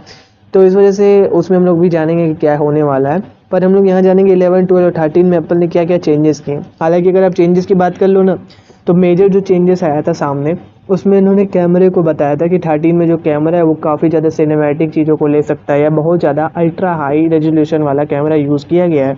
और वहीं ये भी बात हुई थी कि एप्पल का आई और वहीं ये भी बात हुई थी कि एप्पल का AI15 प्रोसेसर भी यूज़ किया गया था, और भी बहुत सी चीज़ यूज़ की थी, पर इसमें मतलब मेनली इन चीज़ों के बारे में बात किया गया था। पर सबसे ज़्यादा बात करने वाली जो चीज़ें थी आईफोन 13 को लेकर। आईफोन 13 में जो आईफोन का मतलब 13 है, प्रो मैक्स नहीं है, जो 13 में है ना, उसमें जो कैमरे को इन लोगों ने फ्लिप कर दिया था, बस इतना किया था। उस वजह से आईफोन काफ़ी ज़्यादा ट्रोल हुआ था, पर उसकी बात हम लोग यहाँ भी नहीं करते हैं। हम लोग बात कर लेते हैं आईफोन के 11 वर्जन को लेकर। देखो आईफोन का जब 11 लॉन्च हुआ ना 10 के बाद, तो ये एक सक्सेसफुल फ़ोन था। इसका इन जो डिस्प्ले था वो 6.1 इंचेस का था, और वहीं 228 मल्टीप्लाई 720 पिक्सल्स, इसके 792 पिक्सल्स थे इसके। 12 मेगापिक्सल का फ्रंट कैमरा था इनका और 4 GB रैम था, फ्रंट नहीं बैक कैमरा था। और इनका 3110 mAh की लीनियर लाइन बैटरी थी, जो कि मुझे नहीं लगता है कि ठीक है, पर हाँ भाई बैटरी है तो ठीक ही है। अब यहाँ पर हम लोग बात कर लेते हैं, देखो आईफोन 11 के बारे में मैं क्यों बात कर रहा हूँ, बिकॉज अब अगर आप आईफोन 11 के बारे में नहीं जानोगे तो आप 13 को लेकर उतना मतलब श्योर नहीं हो पाओगे भाई 13 में क्या क्या चेंजेस आई है इन फ्यूचर के अकॉर्डिंग, मतलब पुराने से कितना अपडेट किया है। इसलिए मैं आपको 11 के बारे में बताऊंगा, 12 के बारे में बताऊंगा, 13 के बारे में बताऊंगा। तो पहले हम लोग स्टार्ट कर लेते हैं 11 में। तो 11 में इतनी, अब बात 11 में इतनी चीज़ें मैंने बता दी, अब बात कर लेते देखो यहाँ क्या क्या था। यहाँ पर इन्होंने कुछ चीज़ें की थी, जैसे कि इनका जो डुअल सिम था, सिम 1 और सिम 2 में लगेगा। और ये चाइना का ही मतलब ब्रांड का मतलब किया गया था, 2G ब्रांड का नेटवर्क इनका चाइना का था। मतलब जो भी चाइना ने ये इस नेटवर्क के ऊपर काम किया था और किसी ने काम नहीं किया था। इसका लॉन्चिंग डेट था 2019 में सितंबर 10 को इसको लॉन्च किया गया था। और उसके बाद रिलीजिंग स्टेटस इनका उन दो सितंबर 20 तक गया था, मतलब अवेलेबल हो जाता सबके लिए, सितंबर 20 तक अवेलेबल हो भी गया था लोगों के लिए। अब वैसे बता दूं कि आईफोन जब आता है तो उसकी 1.5 हफ्ते के अंदर ही जितने उसके एक्टिव यूज़र होते हैं वो आईफोन परचेज कर लेते हैं, मतलब 1.5 से 2 हफ्ते के अंदर उसके एक्टिव यूज़र परचेज कर लेते हैं आईफोन। अब आप ये सोच सकते हो कितना उसके एक्टिव यूज़र होंगे और कितने लोग परचेज कर लेते हैं। अब यहाँ पर बात कर लेते हैं कि गोरिल्ला ग्लास ब्लैक का प्रोटेक्शन था आईफोन 11 के अंदर। तब भी लोग टेम्पर्ड यूज़ करते हैं, वो बात की बात है, वो बचाने के लिए भाई करना पड़ता है, नहीं करेंगे तो गिर जाएगा फ़ोन, ख़राब हो जाएगा। अब बात कर लेते हैं यहाँ पर इनके जो फ़ोन की वो थी रिलीज, मतलब उसकी एचडी क्वालिटी iOS क्या था, मतलब सॉरी ओएस क्या था, iOS का ओएस क्या था। तो देखो इनका iOS 13 अप टू iOS 15.5 तक इनका प्लान था 11 वालों का। iOS 16 तक भी जाएगा, यानी कि अगले साल तक या अगले साल तक इनका अपडेट आएगा 11th वालों का। उसके बाद शायद अपडेट हटा दिया जाए या दे भी सकते हैं, क्योंकि एप्पल अब अपडेट थोड़ा कम कर रहा है, 5 साल के लिए रख रहा है। और वहीं बात कर लेते हैं, इनका खुद का सीपीयू होता है, इन्हें कोई एप्पल का सीपीयू खरीदना नहीं होता है। जीपीयू भी एप्पल का ही जीपीयू होता है, 4 कोर वाला, मतलब ग्राफिक्स कार्ड होता है। ग्राफिक्स कार्ड तो लैपटॉप में होता है, पर ग्राफिक्स रहता है इनका एप्पल का ही रहता है, कोई और कंपनी नहीं यूज़ करती है। हेक्सा कोर 2 × 2.65 गीगाहर्ट्ज़ का इनका वो है सीपीयू है। अब इस हिसाब से आप सीपीयू अंदर लगा सकते हो, काफ़ी फास्ट सीपीयू था 11 में। अभी 13 में क्या है, बहुत फास्ट हो सकता है, वो तो मैं आपको आगे बताऊंगा। कार्ड स्लॉट इसमें नहीं था, एप्पल के फ़ोन्स पे वैसे भी मेमोरी कार्ड स्लॉट नहीं होता है, ये आप भी जानते हो। इंटरनल की बात कर ले तो 64 4 और 128 4 और 256 4। अभी ये तो भाई बढ़ चुका है बहुत ज़्यादा, एक एक टीवी हो गया है, पर इस टाइम में तक इतना ही चलता था। डुअल कैमरे थे इसमें 12 मेगापिक्सल के, 1.8.26 mm का वाइड था और 1/2.55 का इनका नैनो चिप था डुअल पिक्सल्स के लिए। OIS पे इनका चलता था। और बात कर लेते हैं इनके वीडियोस की क्वालिटी, तो भाई 4K तक चली जाती थी, 60 FPS, 24 FPS और 30 FPS तक भी, मतलब 4K समझ रहे हो, 1080 तो मान लेता हूँ, 4K तक चली जाती थी। और मतलब स्टीरियो साउंड इसका रिकॉर्डिंग करता था भाई, मतलब एक्चुअली में काफ़ी बेस्ट था। 11 की बात मैं कर रहा हूँ, हालांकि अब सोच लो 13 कितना ज़्यादा बेस्ट होगा, पर 11 इतना ज़्यादा बेस्ट था कि आप सोच नहीं सकते हो। बोले वही क्रांति लाया था। उसके बाद से देखो एप्पल कभी भी अपने फ़ोन के बैक साइड को या कम मतलब छेड़छाड़ नहीं करता, वही लुक रखता है, क्योंकि भाई वो मतलब सही था काफ़ी ज़्यादा। लाउड स्पीकर भी इसमें साउंड का यूज़ किया, 3.5 mm का जैक नहीं था। जी हाँ, एप्पल आईफोन 11 में 3.5 mm का जैक हटा दिया गया था। वैसे उसी के बाद से एप्पल ने 2019 में या 19 में ही शायद, जब 12 लॉन्च हुआ था तो एप्पल हटा वो कर दिया था जैक का, मतलब जैक की जगह ईयरफोन ही गायब करवा दिया। तो 12 से ईयरफोन भी मिलना बंद हो गए, और 13 में चार्जर ही गायब कर दिया। अब पता नहीं क्या करेगा आगे। और देखो इसमें क्या है, ब्लूटूथ 5.0 था, जो कि हम ऑफकोर्स अभी भी आ रहा है काफ़ी फ़ोन पे, मतलब ठीक है यार, बुरा नहीं है। अब तो मालो बढ़ गया है, पर भाई उस टाइम के लिए बहुत ज़्यादा बड़ा है, क्योंकि उस समय कोई कंपनियाँ इतना दे नहीं रही थी जिस टाइम एप्पल ये चीज़ें दे रहा है। ये 2-4 साल फ्यूचर का लेकर चलता है, इसीलिए ऐसी चीज़ें दे पाता है एप्पल। अब यहाँ पे हम लोग बात कर लेते हैं एप्पल की जो चीज़ें होती हैं, लाइटनिंग USB 2.0 था इसका USB, जैसे इनका ब्राउज़र सफारी हमेशा रहता है, ये आप जानते होंगे। पर इनके कलर्स की बात कर लें तो एप्पल के जितने फ़ोन्स आते हैं उसमें कुछ 4-5 कलर होते हैं। हालाँकि अगर आप कोई और कलर का बनाना चाहते हो तो स्पेशली आप एप्पल से बोलोगे कि मुझे कलर चाहिए, तो एप्पल आपको थोड़े ज़्यादा पे करना पड़ेगा, उसके बाद वो कलर आपको देगा। और स्पेशली किसी एक लोगों के लिए लॉन्च किया नहीं जाता है। अगर 4 लोग 5 लोग एक कलर कह रहे हैं तो उनके लिए भी लॉन्च कर दिया जाता है। पर एप्पल को आपको बताना पड़ेगा कि आपको कौन-सा कलर चाहिए, और वो मतलब बहुत कम एडिशन एक होता है ना कि वैल्यू एडि वो करता है। मतलब एक कम लोगों के लिए बनाई गई चीज़ें रहती है, बहुत लोगों को नहीं मिलती है। कम जैसे कार वगैरह में होता है कि फ़ेरारी की कई सारी कार्स हैं जिनकी बहुत कम टाइम के पीरियड के लिए बनी है और बहुत कम लोगों के पास है। तो उसी तरह एप्पल का ये वाला भी है, मतलब इसमें normally black, green, yellow, purple, red और वाइट था कलर था। अगर किसी को नेवी ब्लू चाहिए या कोई ऐसा ब्लू कलर का सियान चाहिए, लाइम कलर चाहिए, तो उसके लिए एप्पल को आप कॉन्टैक्ट करोगे, वो खुद आपका बना के देगा। पर मतलब वो ज़्यादा पे भी कराएगा आपसे, ऐसा नहीं कि फ्री में आपके लिए बना देगा। बस यही चीज़ें थी आईफ़ोन 11 के अंदर, और इससे ज़्यादा आईफ़ोन 11 के अंदर कुछ नहीं था। और मतलब ठीक फ़ोन था यार, बुरा फ़ोन नहीं था, क्योंकि इसी फ़ोन की वज़ह से एप्पल आज 12 लॉन्च किया, 13 लॉन्च किया और आने वाले टाइम में 14 भी लॉन्च करने वाला है। अब यहाँ पर हम लोग बात कर लेते हैं आईफ़ोन 12 के बारे में। आईफ़ोन 12 देखो एक ऐसा फ़ोन था जिसके बारे में मैं थोड़ी-सी बात करना चाहूँगा। एक्चुअली इस फ़ोन में आईफ़ोन मतलब एप्पल ने काफ़ी ज़्यादा इम्प्रूवमेंट की थी। मतलब लास्ट उनका 11 जो फ़ोन था उससे काफ़ी ज़्यादा इम्प्रूवमेंट की गई थी। अब बात कर लें इम्प्रूवमेंट की, बात करें तो बहुत ज़्यादा इम्प्रूवमेंट नहीं था एप्पल के 12 में भी। पर यहाँ पर कुछ चीज़ों को कम भी किया गया था, कुछ चीज़ों को बढ़ाया गया था, क्योंकि परफॉर्मेंस वाइज एप्पल को इसको बेटर करना था, तो कुछ चीज़ों को हटाना पड़ा, कुछ चीज़ों को लाना पड़ा। इस वजह से थोड़ा-सा इसमें प्रॉब्लम किए थे, मतलब शुरुआती प्रॉब्लम हुए थे, फिर धीरे-धीरे करके इसको सेटलमेंट कर दिया गया, अपडेट दे देकर फिक्स किया गया था। अब हम इसकी थोड़ी-सी पूरी इन्फॉर्मेशन ले लेते हैं। यहाँ पर जैसे कि आपको बता दें कि 6.1 इंच का इसका डिस्प्ले था। आईफ़ोन 12 की बात मैं कर रहा हूँ, प्रो मैक्स और ये अल्ट्रा वगैरह की बात नहीं कर रहा हूँ। उनकी स्पेक्स अलग हो जाएँगे, पर इसी के कंपेयर आप कर सकते हो, मतलब इन्हीं के स्पेक्स से थोड़े बेटर उनके स्पेक्स होंगे, ज़्यादा बड़े बेटर अच्छे नहीं होंगे। 12 मेगापिक्सल का कैमरा है, जो कि एप्पल का 12 है, तो भाई ज़ाहिर-सी बात है बाकी फ़ोन का 108 भी रहेगा ना तो एप्पल का 12 सँभाल लेगा। 4 जीबी रैम थी। अब रैम वाइज़ तो एप्पल ने कम कर दिया था 12 में, 13 में काफ़ी बेटर किया था, पर 12 में RAM wise Apple may be 6 GB कर सकता था, पर उस टाइम चलता नहीं था मेरे हिसाब से 6 जीबी, मतलब 4 जीबी नॉर्मल लोग यूज़ करते थे। अब जब नॉर्मली वो 4 जीबी करते तो ज़ाहिर-सी बात है ये ठीक है। एंड बात कर ले बैटरी की एट द एंड, तो बैटरी 2815 एमएच की थी, जो कि एप्पल ने थोड़ा-सा कंजूसी करके कम कर दिया गया। हालाँकि कोई बात नहीं, एप्पल ये चीज़ जानता था कि अगर बैटरी में कम करूँगा तो कुछ चीज़ों को ऐड कर सकता हूँ। तो इसी वजह से एप्पल ने कुछ चीज़ों को ऐड भी किया था। और उससे पहले हम लोग ये बात कर लेते हैं, इसका लॉन्चिंग डेट 2020 अक्टूबर 13 में हुआ था।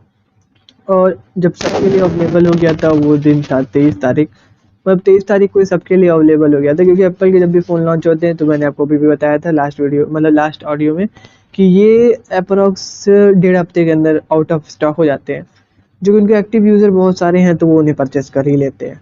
अब यहाँ पर हम लोग बात कर लेते हैं इसकी बॉडी कैसी है। तो इसकी बॉडी का जो वेट है, मतलब कितना भार है, वो 164 ग्राम है, जो कि मेरे हिसाब से काफ़ी लाइट वेट नहीं है पर काफ़ी भारी भी नहीं है, मिड सेगमेंट में आता है। क्योंकि 200 ग्राम के फ़ोन भी बहुत ज़्यादा भारी लगने लगते हैं, पर एक 64-65 ये अप्रॉक्स नॉर्मल ही है, ज़्यादा भारी नहीं था।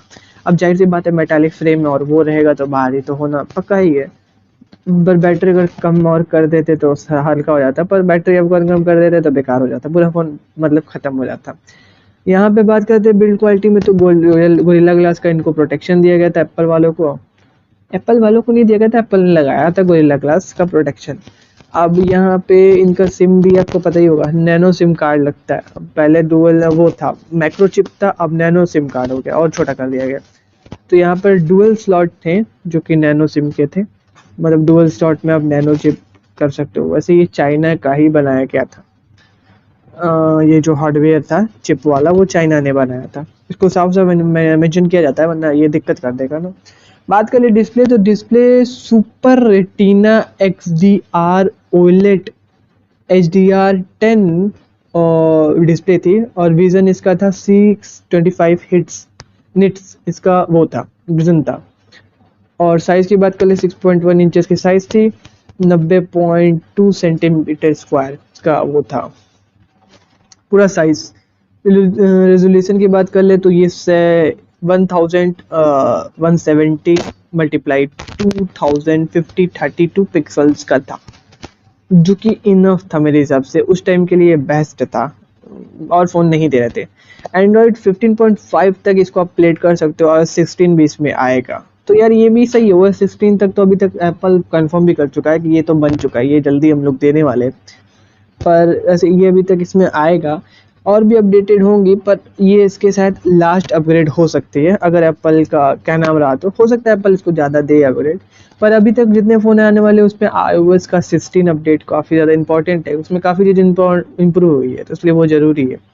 वहीं बात कर लेते हैं मेमोरी कार्ड के बारे में, तो इसमें नहीं मिलेगा, वो तो नॉर्मली सभी को पता है, इंटरनल आपको पता ही है। लास्ट इसमें 256 GB रैम इसमें भी था, हालांकि इसको भराया नहीं गया, ये नॉर्मली 11 की तरह ही है, 4 GB रैम वाला 256 GB इसका वो है इंटरनल स्टोरेज। और डुअल कैमरा में इनका 12 मेगापिक्सल का है, वाइड 1.4 का डुअल है पिक्सल है, मतलब 1.4 मेगापिक्सल होगा। नहीं 4 मेगापिक्सल नहीं होगा, ये होगा 1.6 का, इसमें वाइल्ड का वो लगा है, 26 का कैमरे का वो साइज है। 26 बहुत बड़ा होता है वैसे, लिटरली मैं बता दूँ तो। बाकी डुअल LED फ्लैश है, तो जाहिर सी बात है LED सामने भी रहेगी तो अच्छी रहेगी, तो जरूरी रहता है। 4K रिकॉर्डिंग है 30 FPS और 60 FPS पे, 1080 भी रिकॉर्डिंग आपको 30-60 FPS पे मिल जाएगा। और यहाँ तक आपको 1080 पे एक ऑप्शन ही मिल जाता है 24 FPS का, जो कि 240 FPS तक आप ले जा सकते हो, जो कि भाई HDR मतलब बहुत ज़्यादा है, एक्चुअली में बहुत ज़्यादा है। स्टीरियो साउंड रिकॉर्डिंग आपको पता ही है मिलता है एप्पल में। वहीं बात कर लेते हैं इनके वीडियोस की, जो कि मतलब क्वालिटी थी, वो तो भाई इनके एमोलेड डिस्प्ले की वजह से काफ़ी ज़्यादा बढ़ गई। SL3D मिलता है आपको डुअल सिम, उसके साथ सेल्फी कैमरे में आपको 12 MP का मिल जाता है। और यहाँ पे HDR मोड आपको मिल जाता है, इसमें भी आपको 4K और 24-13 FPS तीनों मिल जाता है। और 1080 में इसमें भी 120 FPS मिलता है, जबकि उसमें 240 मिल रहा था, क्योंकि वो मेन कैमरा था, ये तो मान लो फ्रंट का कैमरा है। इसमें ज़्यादा FPS लेके कुछ करेंगे नहीं, ब्लॉग वगैरह शूट करेंगे वो नॉर्मली। साउंड की बात कर ले तो भाई लाउड स्पीकर आपको मिल जाता है, और यहाँ पर एप्पल ने 3.5 mm का जैक नहीं दिया है, जो कि अप्रॉक्स अच्छी एप्पल की 11 के बाद से ये तो नॉर्मल बातें हो गई, बंद कर दिया था देना। वहीं बात कर लेते हैं इनका GPU, जो कि GPS काम करता है, वो एप्पल का ही रहता है, मतलब उन्हीं को वही चलाते हैं। और USB लीनियर USB 2.0 है। रेडियो आपको इसमें नहीं मिलेगा, जो कि यार रेडियो आज के टाइम पे सुविधा कोई नहीं है। ब्लूटूथ 5.082 DPLE है, जो कि ठीक है, थोड़ा सा बेटर कर सकते थे, पर भाई 12 है, ये 13 में से बेटर हो चुका है। बात कर लेते हैं फीचर्स की, तो भाई फेस ID लॉक, जो कि नॉर्मली आजकल नॉर्मल से नॉर्मल फ़ोन में मिल रहा है, इसमें मिल जाएगा, कोई बड़ी बात नहीं है। और इसके साथ साथ आपको फिंगर टच नहीं दिया जा रहा है, फिंगर टच दिया जा रहा है, नहीं फिंगर टच नहीं दिखा रहा है, इसमें फिंगर टच शायद नहीं होगा, मेरे को एप्पल टूगल का आइडिया नहीं है, हो भी सकता है, होगा तो मुझे कमेंट करके बताना। बैटरी की बात कर लेते हैं, तो बैटरी मैंने बोला कि जैसा थोड़ा कम हो गया है। चार्जिंग फास्ट है, 20 वाट का फास्ट चार्जर है, 50% बैटरी आपको मिनिमम 30 मिनट्स में कंप्लीट कर देगा, जो कि बहुत अच्छी बात है। यूएसबी पावर डिलीवरी 2.0 है, जो कि ठीक है। 15 वाट का इनमें आपको मेगा सेल्फ वायरलेस चार्जिंग भी मिल जाएगी, जो कि कोई ज़्यादा यूज़ नहीं करता है, पर हाँ ठीक है भाई, इतना बहुत है। कलर की बात करें तो वेरिएंट इन्होंने 5 ही निकाले थे, 6 निकाल दिए थे, जिसमें से पर्पल इनका एक नया वेरिएंट था, और ग्रीन भी थोड़ा एक नया वेरिएंट था। और बस यही था आईफोन 12 के अंदर, बाकी सारी चीज़ें नॉर्मली है, और उसके बारे में बताने जैसा कुछ नहीं है। अब बात कर लेते हैं हम लोग आईफोन 13 के बारे में, जो कि अभी हाल ही में लॉन्च हुआ है। बस देखो, आईफोन 13 से पहले मैं आपको ये बता दूं कि एप्पल ने आईफोन 12 को थोड़ा सा कम कर दिया था बैटरी उसकी, एज़ कम्पेयर टू अगर हमारे आईफोन 11 को देखें तो उसके कंपेयर में बैटरी 3110 mAh की थी 11 में, पर इसमें यहाँ पर इन्होंने कम कर दिया बैटरी को, पर इन्होंने कुछ चीज़ें बढ़ाई है। वहीं 13 की बात कर ले तो 13 में बैटरी वापस से थोड़ी सी बढ़ाई गई है। एक्चुअली में एप्पल जब भी बैटरी बढ़ाता है ना, तो इतना नहीं बढ़ा देता कि भाई 1000 mAh ही बढ़ा दिया ना, ये गलत। एप्पल क्या करता है ना, एप्पल कहता है कि नहीं मैं बैटरी बढ़ाऊंगा, मैं थोड़ी थोड़ी बैटरी बढ़ाऊंगा, उन लोगों को थोड़ा थोड़ा बेवकूफ़ भी बनाता है, और एक्चुअली में वो खेल भी जाता है। एक फ़ोन बनाने में उसके 40-50 हज़ार रुपये खर्च होते हैं, पर उससे वो 1.5 लाख रुपये कमाता है। इसीलिए भाई 3 ट्रिलियन की कंपनी है, बड़ी कंपनी बना के रखा है, क्योंकि भाई लोगों को बेवकूफ़ बनाया या ना बनाए, चीज़ बढ़िया देता है जो कि उसकी अच्छाई है। मतलब वो चीज़ इतना अच्छा देता है कि अगर आप उसे पानी में भी डाल के रखोगे ना तब भी वो ख़राब नहीं होगा। तो जाहिर सी बात है यार, उतना अच्छा चीज़ बनाया है तो उसके लिए पेमेंट कोई बड़ी बात नहीं है। तुम चीज़ अच्छा दो, भले पैसे ज़्यादा लो, एप्पल का ये कहना है। अब यही हम लोग बात कर लेते हैं एप्पल 13 के बारे में। आईफोन 13 तो अभी हाल ही में लॉन्च हुआ है। आईफोन 13 में थोड़ा सा ये जो कैमरे का था उसको बदल दिया गया, साइड साइड में ऐसे कर दिया गया। आईफोन 13 में 6.1 इंचेस का डिस्प्ले है जो कि 1117 मल्टीप्लाई 2532 पिक्सल्स पे है, जो कि इसके पिक्सल ज़्यादा नहीं है, मेरे हिसाब से ज़्यादा नहीं है, ठीक ही है। 12 मेगापिक्सल की वही इनकी फ्रंट रियल वाली वो है, मतलब सेल्फी वाला इनका कैमरा है। 4 GB रैम है और 3240 mAh की बैटरी है। रैम वाइज देखो यहाँ पर भी एप्पल ने थोड़ा सा वो किया। अब एप्पल को 6 GB रैम देना चाहिए आईफोन 14 के अंदर, क्योंकि ज़रूरी हो गया है यहाँ पर। अब रैम इतना मतलब नहीं है, अब रैम चाहिए लोगों को, तो एप्पल को एटलीस्ट 2 GB रैम बढ़ाना चाहिए। पर हो सकता है कि आईफोन 14 में ये चीज़ बढ़ा दी गई हो। अभी तो इसका कोई स्पॉइलर ही मिला है, कोई रिव्यू पूरा कंफर्म नहीं है कि क्या क्या बढ़ाया गया है, पर मे बी बढ़ा सकता है एप्पल। तो यहाँ पर 3200 mAh की बैटरी है जो कि पहले वाले से थोड़ी सी नहीं ज़्यादा है, 200 mAh से अधिक बड़ी है। नेटवर्क इसका वही नॉर्मली है जो कि टेक्नोलॉजी पे काम करता है, GSM, CDMA और HSPA, और LTE और 5GB इसमें आपको मिल जाएगा। 5G का सपोर्ट आईफोन 13 में है, आईफोन 12 में था कि नहीं मुझे नहीं पता, और आईफोन 14 में तो मैं उस समय लॉन्च ही नहीं हुआ था, तो जाहिर सी बात उस समय नहीं मिल सकता है, पर इसमें आपको मिल रहा है। अब वही बात कर लेते हैं आईफोन 13 की, कि आईफोन 13 का जो मेन मतलब लॉन्चिंग डेट था वो 14 सितंबर 2021 को था। ये अवेलेबल हो गया था लोगों के लिए 24 तारीख को, सितंबर में ही। 23 को अगली बार वाला अपलोड, मतलब वो बता 12 वाला आईफोन 12, ये 24 तारीख को हुआ है अवेलेबल सबके लिए। बॉडी इसकी 174 ग्राम की, जो कि 164 था उसका आईफोन 12 का, इससे थोड़ी सी भारी है ये। एक्चुअली में बहुत थोड़ी सी भारी है, पता भी नहीं चलेगा, बहुत ज़्यादा देखोगे तब पता चल ही जाएगा। और इसके बाद बात कर लेते हैं गोरिल्ला फ्रंट इनको दिया है गोरिल्ला ग्लास का, तो गोरिल्ला ग्लास के लिए आईफोन कभी वो नहीं करता है। नैनो सिम का डुअल वाला ही लगेगा इसमें भी, जो कि इसमें कोई चेंजेस नहीं किया गया है, मतलब सिमिलर आईफोन 12 की तरह इसमें कोई ज़्यादा चेंजेस नहीं किया है। डिस्प्ले की टाइप की colour super retina XDR OLED SDR10 display, इसमें विजन 800 NITS निट्स लगाया गया है, जो कि 1200 निट्स तक जाते हैं, जो कि बहुत इनफ है। इसलिए एप्पल ने डिस्प्ले पे काफ़ी ज़्यादा इसको खर्च किया था, और एप्पल ने अपने कैमरा में बहुत ज़्यादा खर्च किया है, जो कि मैं आपको आगे बताऊंगा।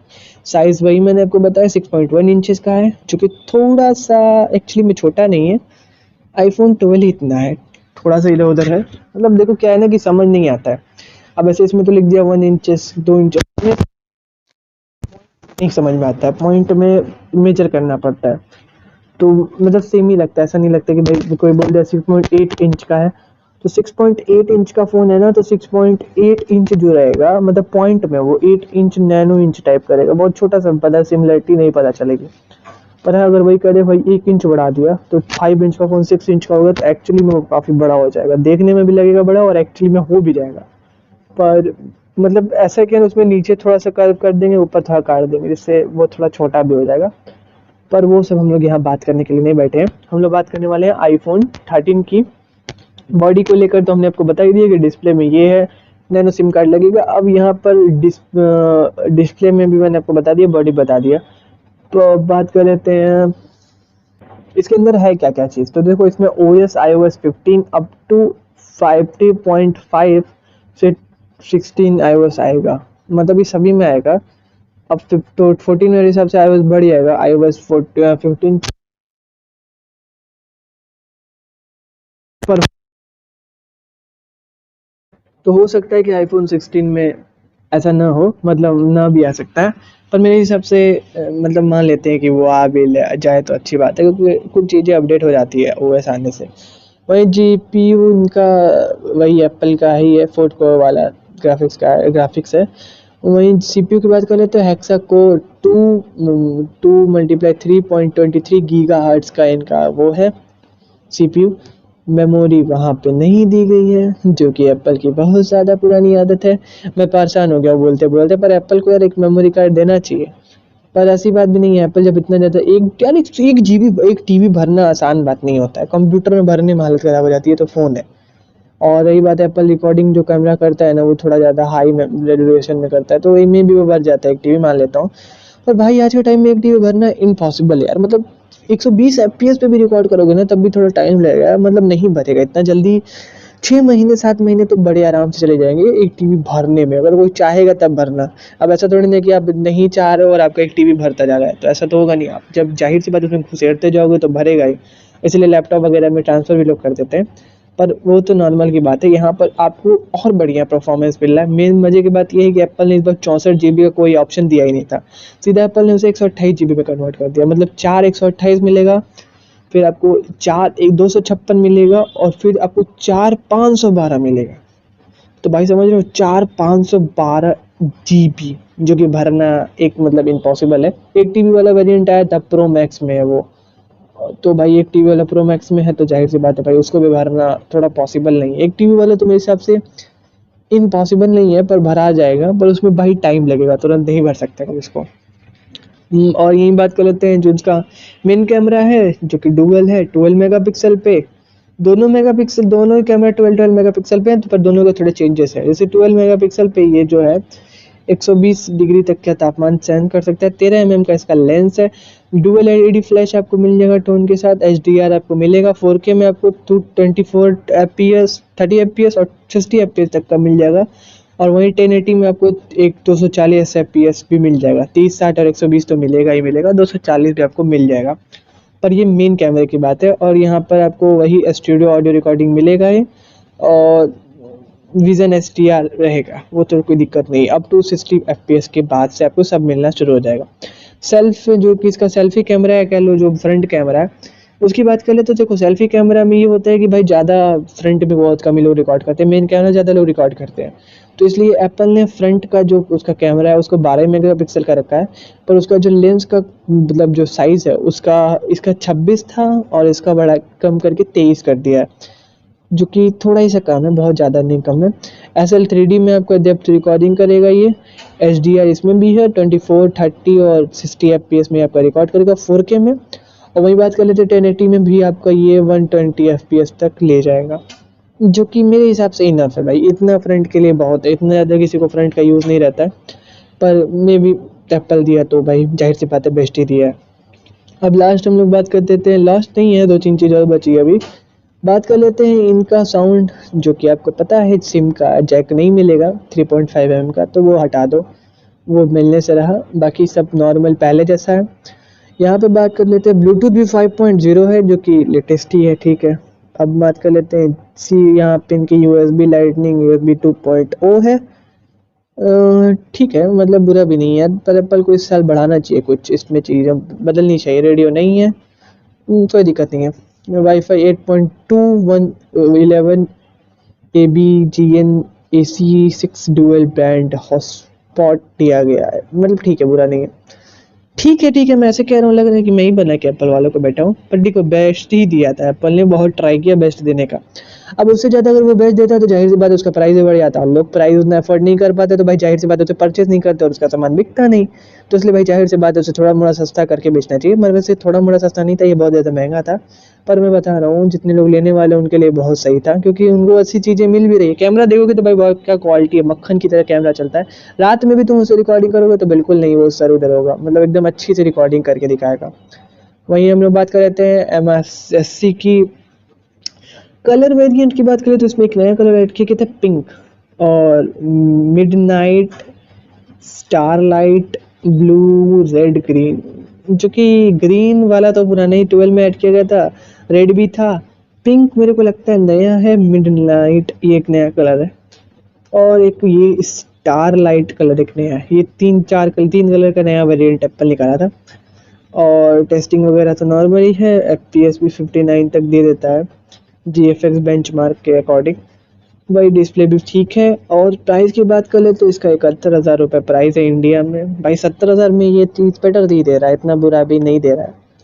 और मतलब ठीक ठाक था, ऐसा नहीं था कि बहुत ज़्यादा वो था। और यहाँ पर आपको मैंने एक चीज़ बताना भूल गया, आपको यहाँ पर एप्पल में जो ड्यूल सिम मैंने बताया था शायद नैनो लगेगा, तो मैंने नैनो हर चीज़ में लग रहा है, इसी में नहीं लग रहा है, बाकी भी जगहों पे नैनो ही चिप लगाया जा रहा है, जो कि बहुत ज़्यादा सफिशिएंट होता है, कम जगह में काफ़ी ज़्यादा बेनिफिट दे देता है। और रही बात बैटरी, मैंने बता दी थी 3240 mAh की थी। बस यहाँ फेस आईडी भी आपको दिया जा रहा है, जो कि नॉर्मली पहले 12 में जो था वही इसमें भी है। बैटरी आपको 3240 mAh की मिल रही है, 50% आपका चार्ज कर देगा 30 मिनट में।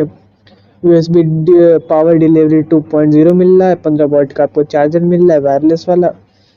कलर मैंने आपको बता ही दिया था, साइज वगैरह भी मैंने आपको बता दिया। अब हम लोग आते हैं मेन कंक्लूजन पे, आईफोन 14 के बारे में। इसके बारे में बहुत कम ही बताऊंगा क्योंकि मुझे ज़्यादा पता भी नहीं है।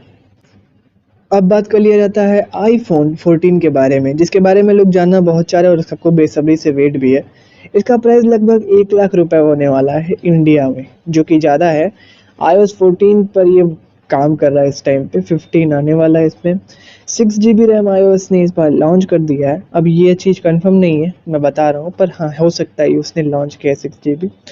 और वहीं बात कर लेते हैं हेक्सा कोर 3.1 गीगाहर्ट्ज़ पे डुअल कोर के साथ आपको दिया जा रहा है, जो कि इनफ है भाई। क्वाड कोर प्रोसेसर भी इसमें यूज़ किया गया है, जो कि परफॉर्मेंस वाइज बहुत धांसू होगा। डिस्प्ले सी भी 6.7 इंच की है, जो कि बढ़ गई है इस बार, 6.1 से 6.7 यार बहुत ज़्यादा है। पर पॉइंट में मैंने कहा ना फ़र्क नहीं पता चलता है, तो नहीं पता चलेगा इसमें, ओएलईडी डिस्प्ले है वैसे। वहीं बात कर लेते हैं, आपको इसमें जो रिफ्रेश रेट है वो 120 हर्ट्ज़ का है, जो कि बहुत ज़्यादा है, मतलब पता भी नहीं चलेगा स्मूथ इतना ज़्यादा है।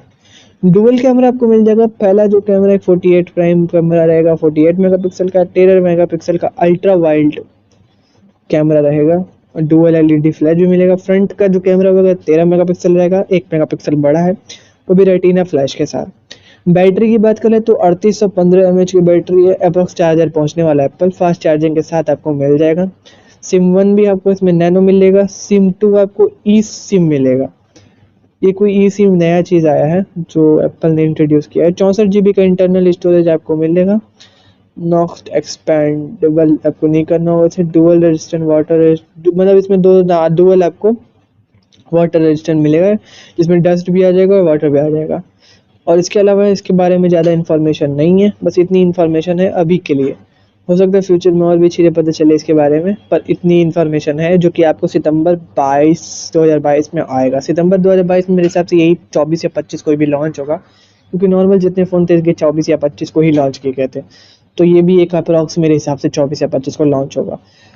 अब मैंने आपको पूरी आईफोन की हिस्ट्री बता दी, आईफोन 14 के बारे में बता दिया, आईफोन 13, 12 और 11 के बारे में बता दिया। अब आईफोन इसमें आप कंपेयर कर सकते हो कौन सा फ़ोन कितना ज़्यादा बेहतरीन था, क्या क्या अपग्रेड हुआ था और क्या क्या चेंजेस किया गया था। तो बस आज की वीडियो में इतना ही मैं बताऊंगा। मैं चलता हूँ, वीडियो को करता हूँ एंड। और हाँ, आपको वीडियो अच्छी लगी हो मुझे कमेंट करके बताना।